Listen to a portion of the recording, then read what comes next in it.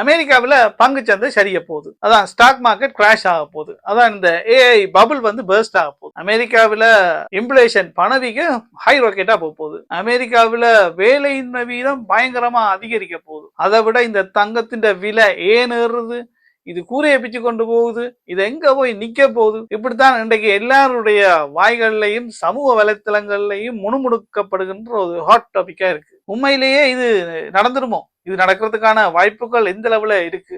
எப்படி நடந்தா அமெரிக்கா இது எப்படி கையாள போகுது? அமெரிக்காவுக்கு இருக்கிற ஆப்ஷன்ஸ் என்ன? கடந்த காலங்கள்ல ஹிஸ்டரியில அமெரிக்கா இந்த மாதிரியான பிரச்சனைகளை எதிர்நோக்கி இருக்குது. அங்க என்னென்ன மாதிரியான தந்திரோபாயங்களை பயன்படுத்தி இருக்குது, அதுல இருந்து எப்படி மீண்டு வந்திருக்குது, இப்ப அமெரிக்காவுடைய நடவடிக்கைகள் பிளான் என்ன, எதை நோக்கி கொண்டு போகுது, இந்த கோல்டுனுடைய விலை எங்கதான் போய் நிற்கும், எப்பதான் இது இறங்கும் என்ற விடயங்களை தான் இந்த காணொலியில கொஞ்சம் அலசி ஆராய்வோம். வணக்கம் எங்கள் மக்களே, நான் உங்கள் லண்டன் தமிழ் மகன். மீண்டும் ஒரு காணொலியில சந்திக்கிறதுல ரொம்ப மகிழ்ச்சி. காணொலிக்குள்ள போறதுக்கு முதல்ல லண்டன் தமிழ் மகன் என்கின்ற இந்த யூடியூப் சேனல்ல இருக்கா நீங்க இது வரைக்கும் சப்ஸ்கிரைப் பண்ணலைன்னு ப்ளீஸ் இருக்கா சப்ஸ்கிரைப் பண்ணி பாருங்க. உங்களுடைய நோட்டிபிகேஷன் பெல்லையும் அமர்த்தி விடுங்க. இப்ப காணொலிக்குள்ள உடனடியாக போகும். யூஎஸ் பெடரல் ரிசர்வனுடைய சேர்மன் போவல் ஒரு 2 நாளைக்கு முதல்ல ஒரு ஹிண்ட் கொடுத்திருக்காரு. என்ன விஷயம் சொன்னாருன்னு சொன்னா, tightening program could end opens doors to cut rate. அதாவது இன்ட்ரெஸ்ட் ரேட்டை கட் பண்றதுல இந்த ஒரு டைட்டையும் நாங்க பின்பற்ற போறதில்லை, ஓப்பனாவே விட போறோம், இன்ட்ரெஸ்ட் ரேட்டை தொடர்ச்சியாக கட் பண்ண போறோம் என்கின்றத சொல்லியிருக்கிறாரு. இந்த விஷயத்த போன முறை மீட்டிங்லயே ஒரு ஹிண்ட் கொடுத்தாங்க. இந்த வருடத்தின் இறுதியில ஒரு கட், தொடர்ச்சியா 2026 தொடர்ச்சியா கட், இன்ட்ரெஸ்ட் ரேட்டை கட் பண்ண போறோம்ன்றத சொல்லியிருந்தாங்க. சரி, இந்த முடிவுக்கு வந்ததுக்கான மிக பிரதானமான காரணம் என்னவா இருக்கலாம் சொல்லி பார்த்தா, இன்ட்ரெஸ்ட் ரேட்டை கட் பண்ணினா இன்ஃப்ளேஷன் கூடும். சரி, ஏற்கனவே இன்ஃப்ளேஷன் ஹை ராக்கெட்ல போகுதுன்னு சொல்லி ஒரு பயம் இருக்கு, எல்லாரும் அதைத்தான் காய்ச்சி கொண்டிருக்காங்க. ஆனா இவங்க என்னமோ இன்ட்ரெஸ்ட் ரேட்டை நல்லா குறைக்கிறாங்க. அப்ப இன்ட்ரெஸ்ட் ரேட் குறைச்சா இன்ஃப்ளேஷன் கூடும் என்று சொன்னா, அதை தாண்டி இன்னும் ஒரு மோசமான விளைவு வரப்போகுது. அதை தடுக்கிறதுக்கு தான் இந்த இன்ட்ரெஸ்ட் ரேட்டை நல்லாவே குறைக்க போறாங்க போல. இந்த கோவிட் கால பகுதியில் இன்ட்ரெஸ்ட் ரேட்டை ஒரு 0 லெவல்ல கொண்டு வச்சிருந்தாங்க. பெரும்பாலும் இந்த முறை கூட அந்த அளவுக்கு கிட்ட போறதுக்கான வாய்ப்பும் இருக்கு போல இருக்கு. ஏன்னு சொன்னா, என்ன அந்த மாதிரியான ஒரு பெரிய ஆபத்துன்னு சொன்னா, இதுல இருக்கிற கிராஃபை பார்த்து, இது வந்து அன்எம்ப்ளாய்மெண்ட்டும் இன்ஃப்ளேஷனுக்கும் இடையிலான தொடர்பை காட்டுது. அதாவது வேலையின்மை வீதத்துக்கும் பண வீக்கத்துக்கும் இடையிலான தொடர்பை காட்டுது. பொதுவா பாத்தீங்கன்னு சொன்னா, வேலையின்மை வீதம் குறைஞ்சு கொண்டு போனா பணவீக்கம் அதிகரிச்சு கொண்டே போகும். வேலையின்மை வீதம் அதிகரிக்குமா இருந்தா பணவீக்கம் குறைஞ்சு கொண்டே போகும். ஏனென்றா வேலையின்மை வீதம் நல்லா குறைஞ்சா பெரும்பாலான ஆட்களுக்கு வேலை கிடைச்சிருக்கு என்றதான் அர்த்தம். அப்ப ரெண்டுமே எதிர் திசையை நோக்கி போக வேண்டிய விடயங்கள். ஆனா அண்மை காலமா பாத்தீங்கன்னு சொன்ன இந்த கிராஃப்ல 2023க்கு பிறகு ஒரு பேரலலா போய்கொண்டே இருக்கு. இந்த 2025ல பாத்தீங்கன்னா கொஞ்சம் அப்படியே ரெண்டுமே சேர்ந்து பேரலாவே மேல் நோக்கி போய்கொண்டு ஒரே திசையில போய்கொண்டு, வேற வேற திசையில நகர வேண்டிய கிரகங்கள் இப்ப ரெண்டும் சேர்ந்து ஒரே மாதிரி நகருதுன்னு சொன்னா, இது சரியான சிக்னல் இல்லை. இது ஏதோ பெரிய ஒரு ஆபத்தை கொண்டு வர போகுதுன்றதுதான். பவல் வந்து போன முறை மீட்டிங்ல சொல்லும் போது சொன்னாரு, நாங்க ரேட்ஸை கட் பண்ணத்தான் போறோம், ஆனா இன்ஃப்ளேஷன் கூடும், இருந்தாலும் பரவாயில்லை, எங்களுக்கு இன்ஃப்ளேஷனை விட அன்எம்ப்ளாய்மெண்ட் பிரச்சனை தான் எங்களுக்கு தலைவலி. அப்ப முழுக்க முழுக்க இந்த இன்ட்ரெஸ்ட் ரேட்டை கட் பண்றதுக்கு காரணம் அன்எம்ப்ளாய்மெண்ட்டை குறைக்க வேணும் என்றதுதான். அதாவது விலைவாசியும் அதிகரிச்சு கொண்டே போகுது, ஆட்களுக்கு வேலையும் இல்லை. இது உடனடியாக இமீடியட்டா இந்த ரிசெஷன்ல கொண்டே விட்டுரும். கடந்த 2 காலாண்டுல தொடர்ச்சியா உள்நாட்டு உற்பத்தி ஜிடிபியில ஒரு குறைவு, ஒரு மைனஸ் தொடர்ந்து வருமா இருந்தா அதுதான் ரிசெஷன். இதுவே தொடர்ச்சியா நடக்குமாக இருந்தா அது டிப்ரெஷன்ல கொண்டே விட்டுரும். டிப்ரெஷன் எங்களுக்கு வர டிப்ரெஷன் மாதிரி தான், அதாவது எக்கனாமிக்கும் ஒரு டிப்ரெஷன் வரும், அதாவது பொருளாதார வீழ்ச்சி. பொருளாதார வீழ்ச்சியில கொண்டே விட்டுட்டேன்னு சொன்னா என்ன நடக்கும்னு சொன்னா, அங்க டிப்ளேஷன் வந்துடும். டிப்ளேஷன் சொன்னா இன்ஃப்ளேஷனுக்கு எதிரானது. இன்ஃப்ளேஷன் வந்து பணம் வீக்கம், பணத்தின் பணவீக்கம், விலைவாசி விலை மட்டும் கூடிக்கொண்டே போகும் இன்ஃப்ளேஷன் பணவீக்கம். ஆனா டிப்ளேஷன் என்று சொன்னா விலைவாசி குறைஞ்சு கொண்டே போய்கொண்டிருக்கும். அது இன்னுமே பெரிய ஆபத்தை கொண்டு வந்துடும். அப்ப விலைவாசி குறைகிறதும் ஒரு ஆபத்தான விஷயம். இது நடந்திருக்கு 1930கள்ல. ஸோ இதுக்கு எல்லாத்துக்கும் ஒரு முடிவு கட்டுற மாதிரி தான் ஃபர்ஸ்ட் ஸ்டெப்பா அவங்க இன்ட்ரெஸ்ட் ரேட்டை கீழே வச்சிருக்க போறாங்க. சரி, இந்த இன்ட்ரெஸ்ட் ரேட்டை நல்லா குறைச்சி கொண்டு போகும்போது அன்எம்ப்ளாய்மெண்ட் ரேட்டை குறைச்சி கொள்ளலாம். பெடரல் ரிசர்வ் வந்து கொஞ்சம் கொஞ்சமா வட்டி வீதத்தை கட் பண்ணி கொண்டு போறாங்க. வட்டி விகிதத்தை கட் பண்ணி கொண்டு போகும்போது என்ன நடக்கும்னு சொன்னா பேங்குகள்ல குறைஞ்ச வட்டி விகிதத்துல லோன் கிடைக்கும், நிறைய லோன். அப்ப இந்த ஏற்கனவே இருக்கிற இந்த தொழில் நிறுவனங்கள் எல்லாம் குறைஞ்ச வட்டி விகிதத்துல லோனுகள் எடுத்து புதிய தொழிலை ஆரம்பிப்பார்கள். ஏற்கனவே இருக்கிற தொழிலை வந்து எக்ஸ்பேண்ட் பண்ணி விரிவடை செய்து அப்படி செய்யும் போது புதிய புதிய வேலை வாய்ப்புகள் உருவாகும். அதனூடாக அன்எம்ப்ளாய்மெண்ட் ரேட்டை வந்து குறைக்கலாம் என்றதான் அவங்களுடைய பேசிக்கான ஐடியா. இதுக்காக ஃபெடரல் ரிசர்வ் வந்து புதிதாக 2 லோன் கொடுக்கணும். அதனால புதிதாக டாலர்களை பிரிண்ட் பண்ணி எக்கனாமிக்ல வந்து இன்ஜெக்ட் பண்ணுவாங்க. அதாவது பேங்குகளுக்கு கொடுத்து அதை பொருளாதாரத்துக்குள்ள விடுவாங்க. விட்டா இந்த வட்டி வீதம் குறைப்பு மற்றது புதிதாக டாலரை பிரிண்ட் பண்ணது எல்லாம் சேர்த்து இந்த இன்ஃப்ளேஷனை கூட்டும். இதனூடாக அவங்க என்ன செய்ய நினைக்கிறாங்க அல்லது இது எங்க கொண்டு போய் விடும் சொன்னா ஆட்டோமேட்டிக்கா புதிதாக டாலர்களை பிரிண்ட் பண்ணினாலே ஆட்டோமேட்டிக்கா குறிப்பிட்ட கரன்சியினுடைய வேல்யூவை குறைச்சி விட்டுரும். அதாவது யூஎஸ் டாலரை வந்து டீவேல்யூட் பண்ண போறாங்க. என்னது யூஎஸ்ஏ தன்னுடைய நாணயத்தை மதிப்பை குறைக்குமான்னு கேட்டோம்னு சொன்னா இது நடக்கிறதுக்கான வாய்ப்பு இருக்கு. ஏன்னு சொன்னா இது 1980களில் நடந்திருக்குது. அதை விட சைனா கூட 2015 தன்னுடைய கரன்சியின் வேல்யூ வந்து அது கவர்மெண்ட் வந்து குறைச்சிருந்தாங்க. அப்ப இதுதான் செய்யறதுக்கான முயற்சிகளை செய்யறாங்கன்றத யோசிக்கக்கூடிய இருக்கு. சரி, அப்ப டாலரை வந்து டீவால்யூட் பண்றதால யுஎஸ்ஏக்கு என்ன நன்மை என்றதை பார்ப்போம். ஒன்று, யுஎஸ்ஏனுடைய பொருட்களுக்கான கேள்வி அதிகரிக்கும். அதாவது டாலருடைய பெறுமதி குறைஞ்சிடுச்சு, யுஎஸ்ஏ பொருட்களுக்கான கேள்விகள் அதிகரிக்கும். இதனால அவங்களுக்கான எக்ஸ்போர்ட் கூடும். அதே நேரத்துல மற்றபடி பார்த்தோம்னு சொன்னா யுஎஸ்ஏக்கு இம்போர்ட் பண்றது இறக்குமதிக்கான செலவு பயங்கரமா இருக்கு. ஏனென்றா யுஎஸ்ஏனுடைய டாலர் இந்த பெறுமதி குறைஞ்சிருச்சு. அதனால யுஎஸ்ஏ நிறைய டாலர்களை கொடுத்து இறக்குமதி செய்ய வேண்டியிருக்கு. இதனால உள்நாட்டுல பயங்கரமா விலைவாசி கூடும். ஆனா உள்நாட்டுல அவங்க என்ன செய்ய போறாங்கன்னு சொன்னா வெளிநாட்டுல இருந்து இறக்குமதி செய்து கொண்டு வர பொருட்களோட விலையோட ஒப்பிடும் போது உள்நாட்டிலேயே அதை உற்பத்தி செய்திடலாம் என்பதற்கான ஒரு முயற்சியில ஈடுபட போறாங்க. வெளிநாட்டுல இருந்து நாங்க இறக்குமதி செய்யறதை விட எங்களுக்கு உள்நாட்டு உற்பத்தி செய்யறது எங்களுக்கு சீப்பா இருக்குன்னு சொன்னா உள்நாட்டிலேயே அவங்க உற்பத்தி செய்ய பார்ப்பாங்க. இதுவுமே அவங்களுடைய பிளானா இருக்கலாம். அப்ப டீவால்யூட் பண்ணுவதனூடாக இறக்குமதியை கட்டுப்படுத்தி ஏற்றுமதியை கூட்டலாம். இந்த இன்ஃப்ளேஷனை பயன்படுத்தி புதுசாக டாலர்களை புறம் பண்ணுவதனூடாக யுஎஸ்ஏனுடைய டாலருடைய வேல்யூ டீவால்யூட் பண்ணுவதனூடாக இன்னும் ஒரு பிரச்சனையும் தீர்த்து வைக்கலாம். அதாவது யுஎஸ்ஏக்கு இப்ப இருக்கிறது வந்து பெரிய தலையடி வந்து டெப்ட், அதாவது அவங்களுடைய தேசிய கடன் கிட்டத்தட்ட 37 ட்ரில்லியனுக்கு மேல இருக்கு. இந்த கடன் தான் அவங்களுக்கு இப்போ பெரிய ஒரு பிரச்சனையா இருக்கு. இதை வந்து ஈஸியா அவங்க குறைச்சிடுவாங்க. எப்படின்னு சொன்னா இப்ப பார்த்தோம்னு சொன்னா யுஎஸ் பெடரல் வந்து அங்க இருக்கிற ஒரு பேங்க்ல வந்து கடன் பெற்றிருக்காங்கன்னு வைப்போம். இப்ப அவங்க திருப்பி கொடுக்க போறாங்க. முதல் கடன் பெறும்போது இருந்த டாலருடைய பெறுமதியை விட இப்பத்த டாலருடைய பெறுமதி, அதாவது இதெல்லாம் நடந்த பிறகு இப்ப பணவீக்கம் கூடிட்டு ஒரு 20 கூடிட்டு வைப்போம். கூடினா இப்ப இருக்கின்ற டாலருடைய பெறுமதி மிக குறைவா இருக்கும். அப்ப அவங்க திருப்பி செலுத்தும் போது மிக குறைந்த ஒரு வர்த்லெஸ் ஆன டாலர் தான் அவங்க பே பண்ணுவாங்க. இதை டெக்னிக்கலா பார்த்தா பட்ட கடனுக்கு டாலரை பிரிண்ட் பண்ணி கொடுக்குறாங்க. இதை இன்னும் கொஞ்சம் இலகுவா இந்த கரன்சி எப்படி டீவால்யூட் பண்றது எப்படி செயல்படும் என்றதை ஒரு உதாரணத்தோட சொன்னோம்னா யுகேல இருந்து கொண்டு இலங்கையில இருக்கிற ஒரு நபருக்கு 2000ஆம் ஆண்டு ஒரு 10 லட்சம் கடனா கொடுத்தனாண்டு வைப்போம். 10 லட்சம் ரூபாய் கடனா கொடுத்தனாண்டு வைப்போம். இப்ப வந்து அவர் எனக்கு திறப்புறன்னு சொல்றாரு, பிரச்சனை இல்லை தாங்கன்னு சொல்றாரு. இப்ப அவர் எனக்கு அனுப்பி விடுறாரு. பார்த்தா 2500 பவுண்டு தான் எனக்கு வந்திருக்கு. அட நான் கொடுத்தது 5000 பவுண்ட், எனக்கு வந்தது இப்ப 2500 பவுண்ட். 2500 பவுண்ட் எனக்கு லாஸ்ட். எப்படி நடந்தது? 2022ஆம் ஆண்டு இலங்கையில் நடந்த பொருளாதார நெருக்கடியால இலங்கையினுடைய நாணயத்தை அந்த கவர்மெண்ட் வந்து மிதக்க விட்டு அவனுடைய பெறுமதியை குறைத்தாங்க. அதாவது நான் அனுப்பும் போது எக்ஸ்சேஞ்ச் ரேட் எவ்வளவு இருந்ததுன்னா ஒரு பவுண்ட் ஸ்டேர்லிங் பவுண்ட் 200 ரூபாய் இருந்தது. இப்ப ஸ்டேர்லிங் பவுண்ட் வந்து 400 ரூபாயா இருக்கு. அப்ப வேண்டியவர் 10 லட்சம் தானே வேண்டியவர், எனக்கு 10 லட்சம் தான் அவர் தருவார். நான் அவர்கிட்ட போய் கேட்கல, நான் 5000 பவுண்ட் அனுப்பி எனக்கு 5000 பவுண்ட் தான் சொல்லி. இந்த மாதிரி தான் டெக்னிக்கலா அவங்க மூவ் பண்ணுவாங்க.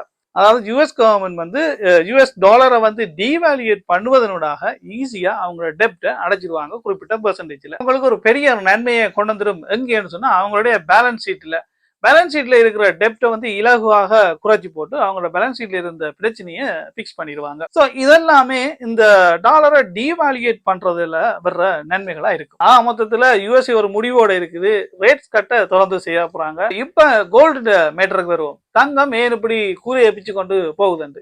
கோல்டு பொறுத்தவரையில பாத்தீங்கன்னு சொன்னா கோல்டு ஒரு இன்வெஸ்ட்மெண்ட் ஐடியாவே இல்லை. கோல்டு வந்து ஒரு மெட்டல். ஏன்னு சொன்னா இன்வெஸ்ட்மெண்ட் என்றது ஒரு ரிட்டர்ன் எங்களுக்கு தரணும். அதாவது ரிட்டர்ன் ஆன் இன்வெஸ்ட்மெண்ட், ROI. நாங்க ஒரு முதலீடை செஞ்சோம்னா அதுல இருந்து எங்களுக்கு ரிட்டர்ன் வரணும். அதாவது பேங்க்ல கொண்டு டிபாசிட்டை போட்டா எனக்கு வட்டி வரும். வீடை வாங்கி விட்டேன்னு சொன்னா வீட்டை வாடகைக்கு விட்டு எடுக்கலாம். பங்குச்சந்தையில முதலீடு செய்ததுன்னா அதுல இருந்து எனக்கு பங்கு லாபம் டிவிடெண்ட் வரும். ஆனா கோல்டுல மெட்டல்ல நான் போட்டேன்னு சொன்னா எனக்கு என்ன வரப்போகுது? வேண்டி நான் வீட்டை வச்சிருக்க போறேன். வேணும்னா என்னுடைய ஸ்டேட்டஸ் கௌரவத்தை காட்டுறதுக்காண்டி ஆபரணங்களா வச்சு பவரை காட்டலாம். ஆனா மற்றபடி கோல்டு வந்து எந்த ஒரு ரிட்டர்னையும் தர்றதில்லை. அதனால பெரும்பாலான ஆட்கள் வந்து கோல்டுல முதலீடு செய்யறத விரும்புறதில்ல, முதலீடு என்கின்ற பாயிண்ட் ஆஃப் வியூல. அப்ப என்னத்துக்கப்பா இப்ப கோல்டு இந்த விலைக்கு போய்கொண்டிருக்கு என்று யோசிக்கலாம். என்ன நடந்ததுன்னு சொன்னா இவ்வளவு நாளும் டாலரை நம்பி இருந்து டாலர்ல இன்வெஸ்ட் பண்ணி கொண்டு இருந்தவர்கள், அதாவது டாலர் வந்து ஒரு ஃபெய்த் கரன்சி, ஒரு நம்பிக்கையான கரன்சி. அதுல டாலர் இன்வெஸ்ட் பண்ணுவோம் தான் எல்லாருமே இன்வெஸ்ட் பண்ணி கொண்டு இருந்தது. யுஎஸ்ஏ கவர்மெண்டுடைய பில்ஸ், அதாவது டெசரி பில்ஸ்ல வந்து நிறைய பேர் அவங்களுடைய நோட்ஸ், டெசரி நோட்ஸ், மற்றது பாண்ட் அதுகளில் வந்து முதலீடு செஞ்சாங்க. ஏன்னு சொன்னா நல்ல இன்ட்ரெஸ்ட் ரேட் இருக்கு, எங்களுக்கு ரிட்டர்ன் வரும்னு சொல்லி உலக நாடுகள் முதலீட்டாளர்கள் எல்லாருமே இன்வெஸ்ட் பண்ணி கொண்டிருந்தாங்க.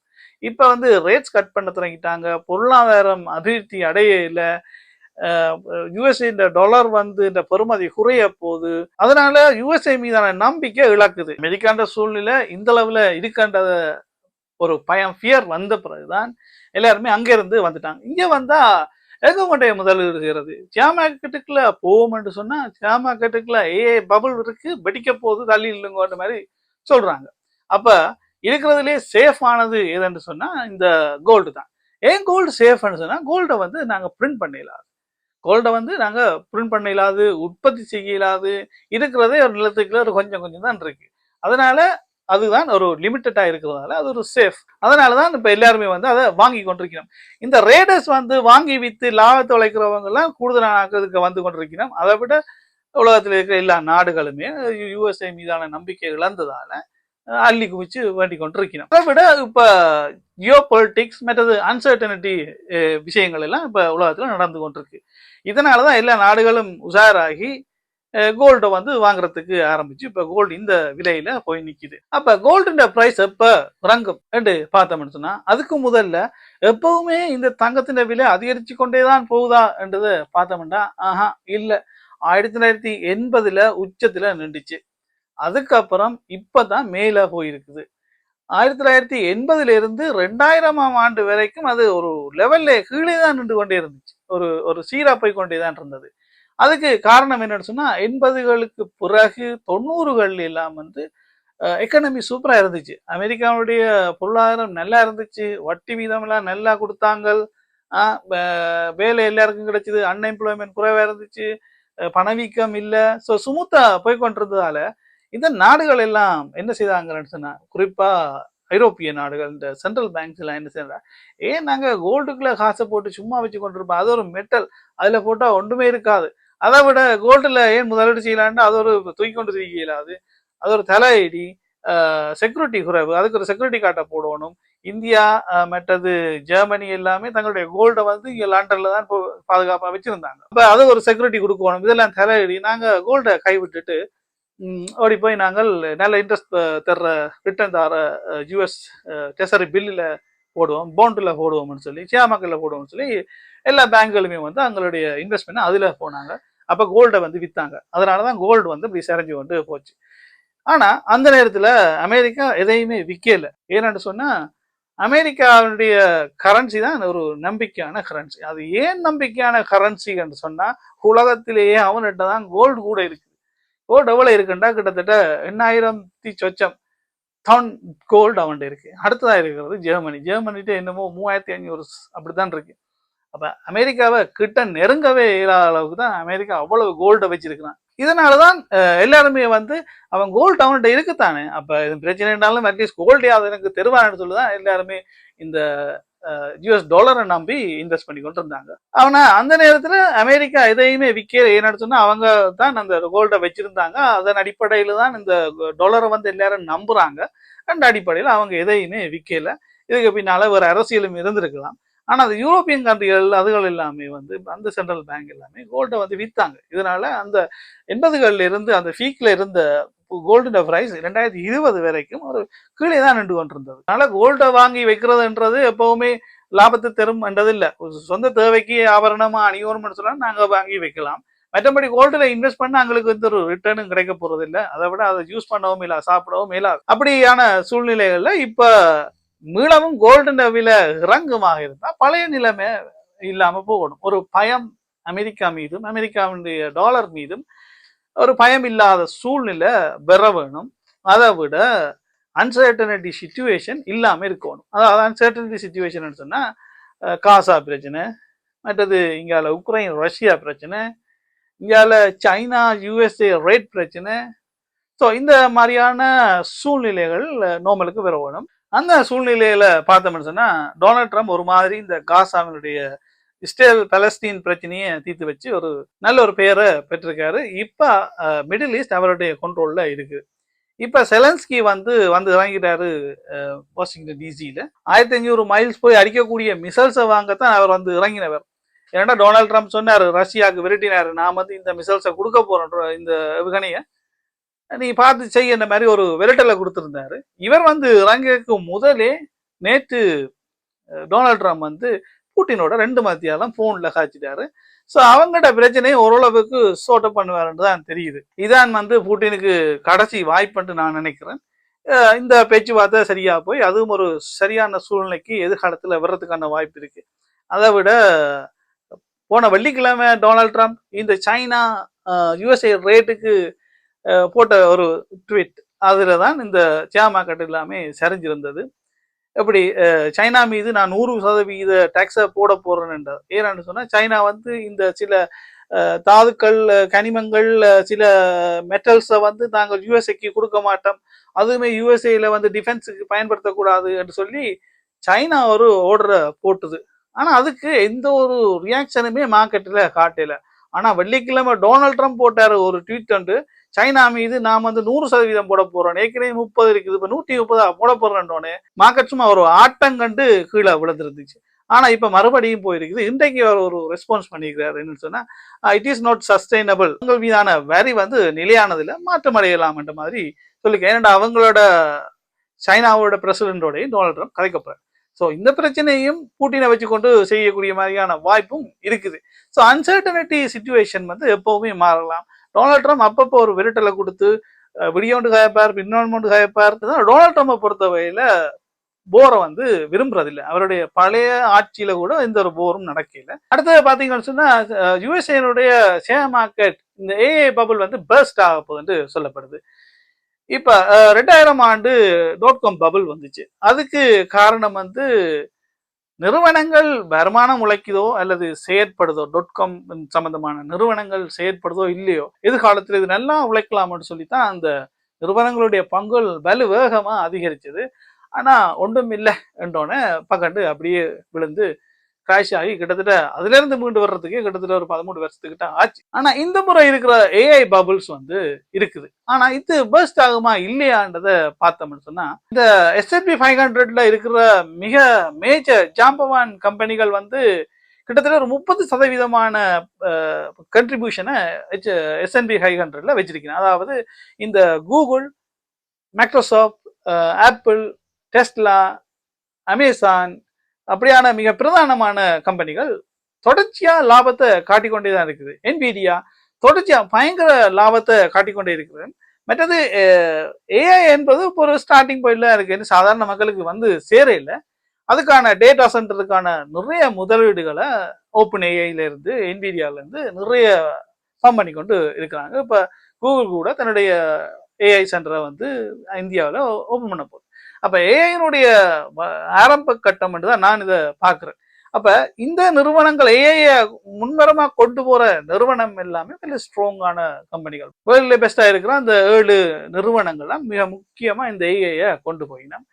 அப்ப இந்த நிறுவனங்கள் ஸ்ட்ராங்கா இருக்கும்போது இந்த ஏஐ வெடிக்குமா என்றது ஒரு கொஸ்டினா தான் இருக்கு. கரெக்ஷன் வரலாம், கரெக்ஷன் எல்லாத்துலயுமே வரலாம். இப்ப கோல்டுல கூட கரெக்ஷன் வரலாம். இன்றைக்கு கோல்டு வந்து விழுந்திருக்கு, 2 வீதம் இப்ப விழுந்திருக்குது. ஸோ கரெக்ஷன் அப்பப்போ வரலாம். ஆனா பெஸ்ட் கிராஷ்ன்றது மார்க்கெட் விழுந்து கிட்டத்தட்ட ஒரு குறிப்பிட்ட வருடங்கள் சென்று பழைய நிலை அந்த ஓல் டைம் ஹைக்கு வர்றதுக்கு பழைய நிலைமைகள் ஒரு 5 வருஷம் 6 வருஷம் எடுக்கிறதுன்றது தான் மார்க்கெட் கிராஷ்.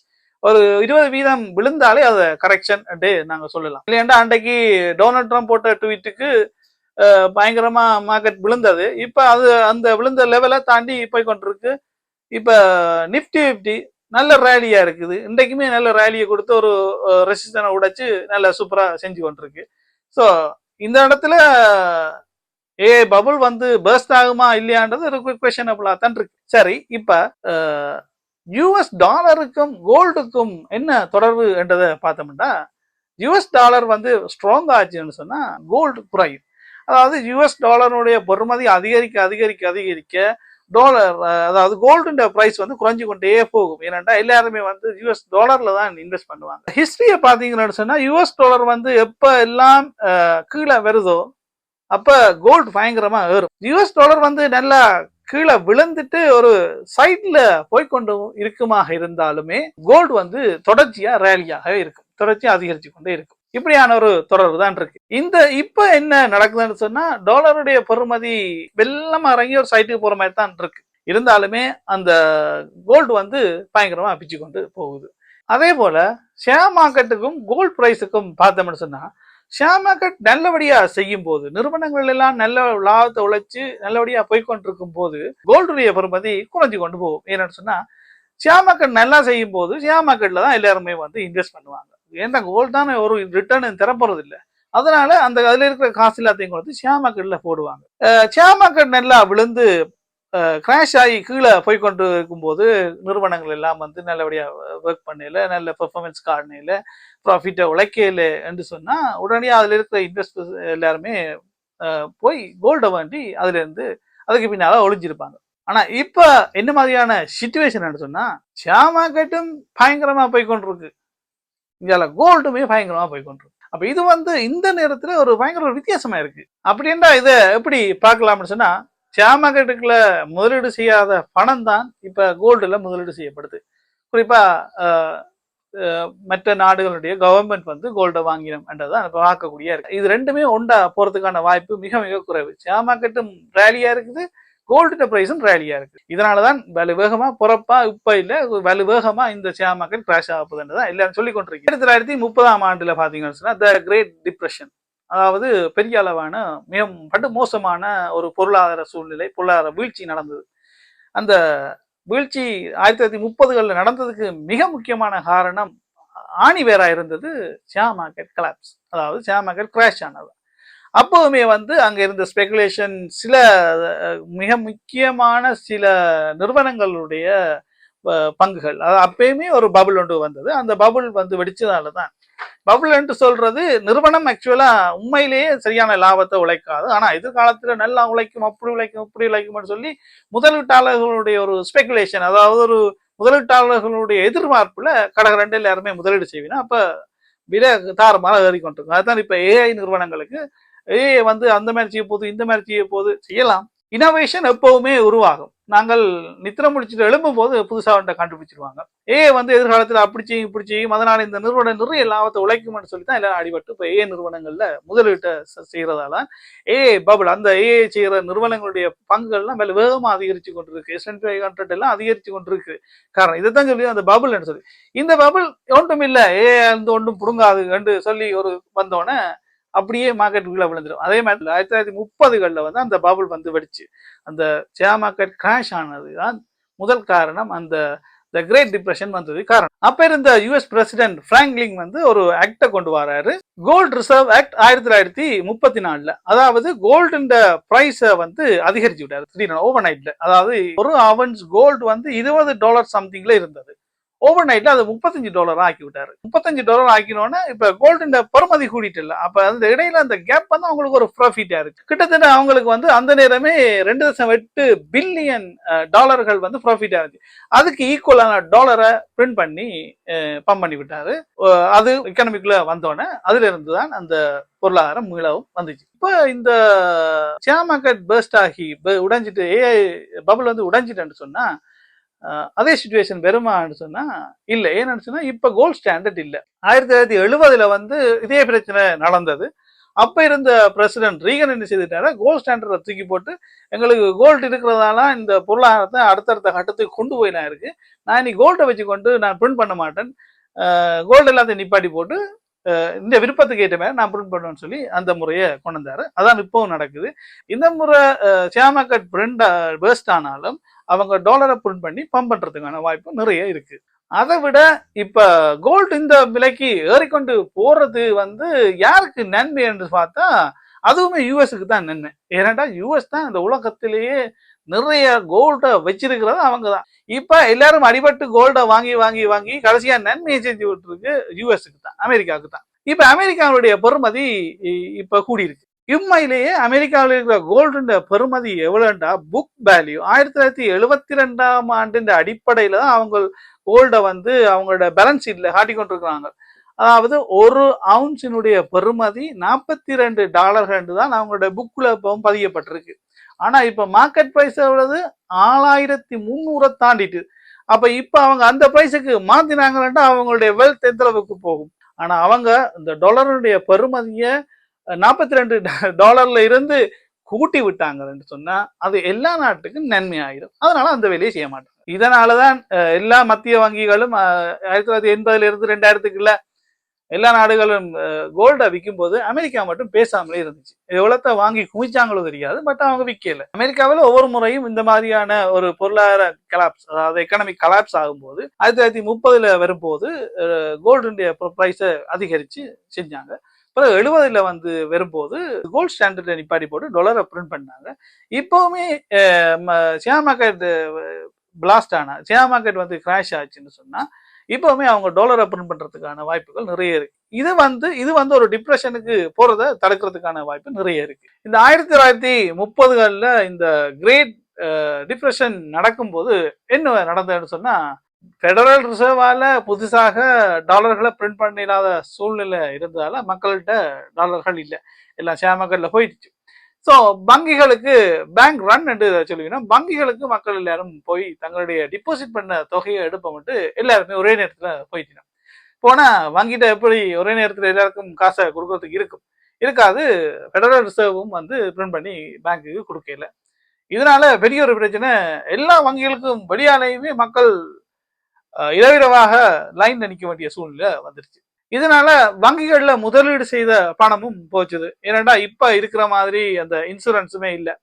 இப்ப வங்கிகள்ல முதலீடு செய்தா வங்கி வந்து கலாப்ஸ் ஆயிடுச்சுன்னு சொன்னா, அதாவது டிவால் ஆயிடுச்சுன்னு சொன்னா குறிப்பிட்ட அமௌண்ட்டை கவர்மெண்ட் வந்து பே பண்ணும் வைப்பு செய்தாக்களுக்கு. ஆனா அந்த நேரத்துல அந்த ஒரு சிஸ்டமுமே இருக்கல. அதனால வங்கி நட்டமடைஞ்சு மூடிட்டாங்கன்னு சொன்னா அவ்வளவுதான், அந்த காசுமே போயிடுச்சு. இதனால மக்களுக்கு இந்த பேங்கிங் சிஸ்டத்துல ஒரு நம்பிக்கை இல்லாம போச்சு. இதனால பேங்கிங் சிஸ்டமும் கலாப்ஸ் ஆயிடுச்சு. இதுவுமே அந்த பெரிய ஒரு டிப்ரெஷனுக்கு போக வேண்டிய சூழ்நிலைக்கு காரணமா அமைஞ்சது. 70களில் பெரிய ஒரு இன்ஃப்ளேஷன் நடந்தது, அதாவது பணவீக்கம் பெரிய அளவில் போயிட்டுது. இதுக்கு காரணம் இந்த ஈரானியன் ரிவல்யூஷன் சொல்லி மிடில் ஈஸ்ட்ல நடந்த ஒரு பெரிய ஒரு பிரச்சனை. ஒபெக், அதாவது இந்த எண்ணெய்களை உற்பத்தி செய்கிற ஒபெக் நிறுவனம் ப்ரொடக்ஷன், அவங்களுடைய உற்பத்தியை வந்து கட்டுப்படுத்தினாங்க. இந்த ஒரு காரணமும் மற்றது ஐரோப்பா முழுவதுமே வந்து யூனியன் தொழிற்சங்க போராட்டங்கள் வந்து தங்களுடைய சம்பளத்தை அதிகரிக்கணும்னு சொல்லி பெரிய ஒரு அளவில் போராட்டங்கள் நடந்தது. இது எல்லாமே சேர்த்துதான் 70 கடைசியில 80 வந்து பெரிய அளவில் பணவீக்கம் ஹையா இருந்தது. பணவீக்கம் வந்து உச்சத்தை தொட்டிருந்தது. இதை தீர்க்கிறதுக்கு தான் இந்த வோல்கர் ஷாக்னு சொல்லி அவர் வந்து வட்டி விதத்தை 15 20 அதிகரிச்சாரு. அதனூடாக அதுலயுமே வெற்றி கண்டு இந்த பணவீக்கத்திலிருந்து யூஎஸ்ஏ வந்து வெளியில வந்துடும். இப்ப வந்து கடைசி கட்டத்துக்கு வருவோம். அப்ப யூஎஸ்ஏனுடைய குளோபல் ஷேர் மார்க்கெட் வந்து பெர்ஸ்ட் ஆக போதா, அதாவது கிராஷ் ஆக போதான்னு சொன்னா, யூஎஸ்ஏனுடைய ஷேர் மார்க்கெட்ல மிக முக்கியமா இருக்கிற அந்த முன்னணி நிறுவனங்கள்லாம் இந்த S&P 500 வழி நடத்தி கொண்டு போகுது. அவங்களுடைய வருமானங்கள் ஈட்டுற கம்பெனிகளாக தான் இருக்கு. இந்த மாத கடைசியில் அவங்களுக்கான ரிசல்ட்டுமே வரப்போகுது. இந்த ரிசல்ட் வந்தா பெரும்பாலும் அவங்க நல்ல ஒரு ப்ராஃபிட்டை தான் காட்டுவாங்க. நேற்று அதுக்கு முதல் வந்த பேங்கிங் செக்டருடைய மிக முக்கியமான அமெரிக்கான மிக முக்கியமான பேங்கான JP Morgan மற்றது கோல்ட்மேன் சாக்ஸ் அவங்களுடைய இன்கம் ஸ்டேட்மெண்ட்டும் வந்திருந்தது. அவங்களுமே நிறைய நல்ல ஒரு ப்ராஃபிட்டை காட்டியிருந்தாங்க, நல்ல ரிவன்யூ காட்டியிருந்தாங்க. சர்ப்ரைஸ், அதாவது எஸ்டிமேட் பண்ணதை விட கூடுதலாகவே காட்டியிருந்தாங்க. இதனால பேங்கிங் மீதான ஒரு நம்பிக்கையுமே வந்துருக்கு. அதை விட இப்போ இன்ட்ரெஸ்ட் ரேட்டை கட் பண்ண தொடங்க போறாங்க, அக்டோபர் கடைசியில கட் பண்ணுவாங்க. ஸோ அதுவுமே ஷேர் மார்க்கெட்டுக்கு ஒரு நல்ல ஒரு பூஸ்டை கொடுக்கும். இந்த நிறுவனங்களுடைய வருமானங்கள் காட்டும் போது, சர்ப்ரைஸா காட்டும் போது முதலீட்டாளர்களுடைய சென்டிமெண்ட் மீது ஒரு, அதாவது முதலீட்டாளர்களுடைய சென்டிமெண்ட்ல ஒரு மாற்றம் பெறும், பங்குச்சந்தை மீதான ஒரு நம்பிக்கையை கொண்டு வரும். ஸோ இது வந்து பங்குச்சந்தையை பூஸ்ட் பண்றதுக்கான வாய்ப்பு தான் கூட இருக்கு. கிரேட் டிப்ரெஷன் வந்ததுக்கான காரணமே வந்து ஷேர் மார்க்கெட் பபுள் வெடிச்சது தான். அது எப்ப வெடிச்சேன்னு சொன்னா அக்டோபர் 29. இப்ப நாங்க நிக்கிறதும் அக்டோபர் 29 வரையில செவ்வாய்க்கிழமை, அதாவது பிளாக் டியூஸ்டே என்று சொல்லுவார்கள். பட் ஆனா அதுக்கான சந்தர்ப்பம் இல்லை என்றுதான் என்னுடைய ஒப்பீனியன். இன்ஃப்ளேஷன் ஹை ராக்கெட்டா போகுதான்னு சொன்னா அதுக்கான வாய்ப்புகள் இருக்குது. ஏன்னா அவங்க இந்த டேரிஃப் போற ஆரம்பிக்கும் போதே யூஎஸ்ஏக்கு தெரியும் யூஎஸ்ஏல வந்து இன்ஃப்ளேஷன் வரப்போகுதுன்றது. ஏன்னா வரிகளை போட்டா உள்நாட்டுக்குள்ள வர்ற பொருட்கள் மீது விலை கூடும், அதனால இன்ஃப்ளேஷன் கட்டாயம் பெறும்ன்றது அவங்களுக்கு தெரியும். இருந்தாலுமே போன கடந்த ஹிஸ்டரியில பார்க்கும்போது வந்த இன்ஃப்ளேஷன் எல்லாமே ஆயில்ல தான் மெயினா வந்தது. ஆயில் வந்து கூடுனதால அந்த இன்ஃப்ளேஷன் 70களில் அதாவது 80களில் பயங்கர ஹையா இருந்தது. ஆனா இந்த முறை வந்து ஆயிலால வர போறது இல்லை. ஏன்னு ஆயில் முழுக்க முழுக்க கட்டுப்பாடு வந்து ஆயிலோட பிரைஸ் வந்து அமெரிக்காண்ட ஹைல தான் இருக்கு. பாத்தீங்கன்னு சொன்னா உக்ரைன் ரஷ்யா போர் ஆரம்பிச்சது கிட்டத்தட்ட 3 வருஷத்துக்கு மேல போய் கொண்டிருக்கு. இங்கால மிடில் ஈஸ்ட்ல ஒரு சண்டை நடந்தது.